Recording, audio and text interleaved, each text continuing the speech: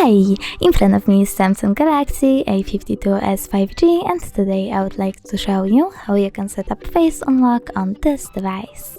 First of all, go into Settings. Now scroll down, choose Biometrics and Security, and select Face Recognition. Then enter your current location method, read the disclaimer, and choose Continue. Now answer the question by tapping on one of the answers. Do you wear glasses? In my case, no, so I have to click on this answer over here and choose Continue at the bottom right corner.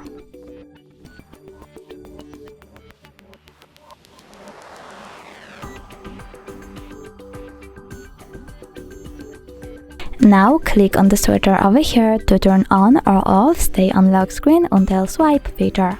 When you're done, click Done. So now when I turn off my screen, then turn it back on, I can see that Face Unlock is working properly.